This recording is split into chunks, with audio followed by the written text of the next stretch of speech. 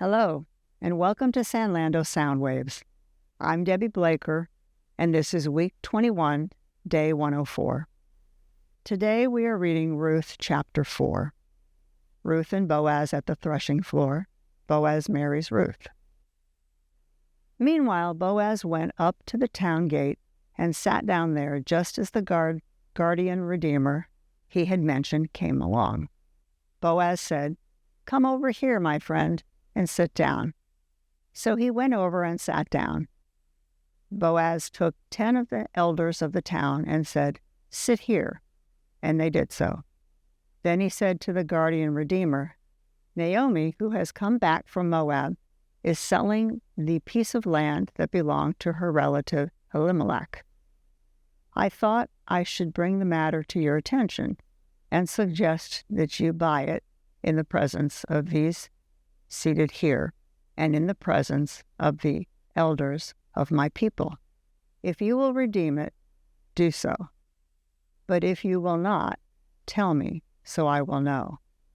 For no one has the right to do it except you, and I am next in line." "I will redeem it," he said. Then Boaz said, "On the day you buy the land from Naomi, you also acquire Ruth the Moabite, the dead man's widow, in order to maintain the name of the dead man with his property." At this, the guardian redeemer said, "Then I cannot redeem it, because I might endanger my own estate. You redeem it yourself. I cannot do it."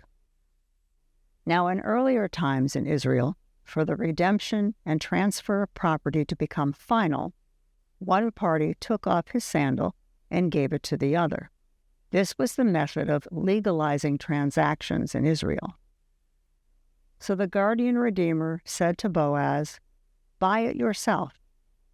And he removed his sandal.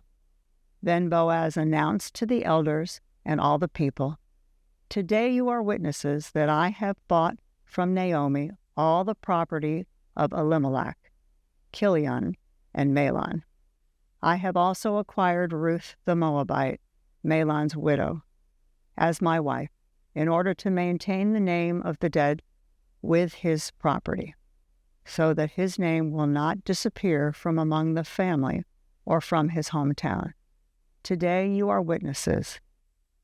Then the elders and all the people at the gate said, "We are witnesses. May the Lord make the woman who is coming into your home like Rachel and Leah, who together built up the family of Israel. May you have standing in Ephrathah and be famous in Bethlehem. Though the offspring the Lord gives you by this young woman, may your family be like that of Perez, who Tamar bore to Judah." Naomi gains a son. So Boaz took Ruth, and she became his wife. When he made love to her, the Lord enabled her to conceive, and she gave birth to a son. The women said to Naomi, "Praise be to the Lord, who this day has not left you without a guardian redeemer. May he become famous throughout Israel. He will renew your life and sustain you in your old age. For your daughter-in-law, who loves you and who is better to you than 7 sons, has given him birth." Then Naomi took the child in her arms and cared for him.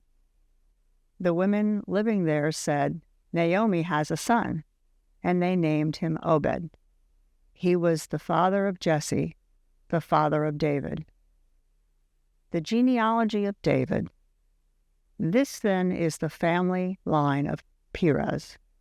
Perez was the father of Hezron, Hezron the father of Ram, Ram the father of Amminadab, Amminadab the father of Nahshon, Nahshon the father of Salmon, Salmon the father of Boaz, Boaz the father of Obed, Obed the father of Jesse, and Jesse the father of David.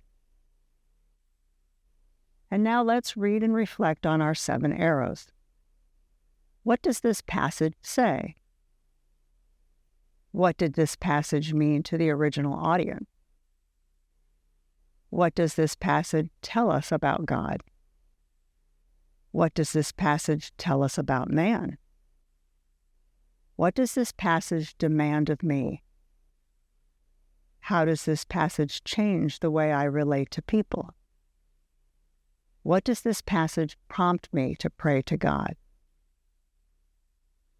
Let's read a brief devotional about this passage from our book, The 7 Arrows.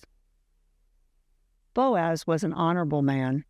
First, he offered the right of redemption to a relative with first rights to redeem Naomi and Ruth.